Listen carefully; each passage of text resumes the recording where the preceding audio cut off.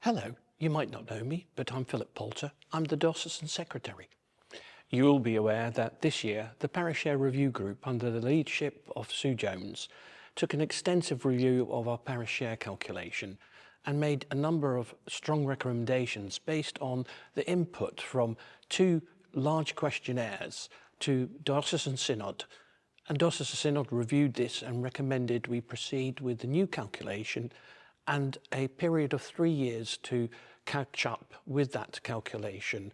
So an interim period where we wouldn't apply it in full, but make sure that we took into account the fact that some of the increases that would have been asked for by the calculation would actually be quite large, and we wanted to make sure that nobody got an increase of more than 5% in the ask from 24 to 25.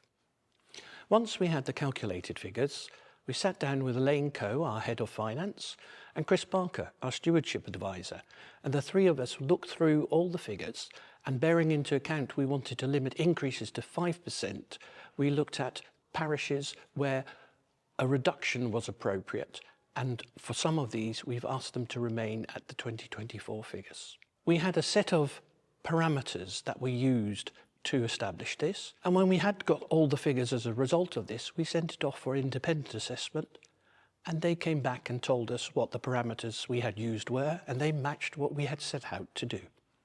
We then sat down with the archdeacons and worked through the figures, and then the area deans and did similar, and some adjustments were made based on their knowledge of the parishes involved. Finally, we had a meeting with the deanery finance reps, and they were given all the details for their deaneries and asked to pass the figures on to the parish treasurers.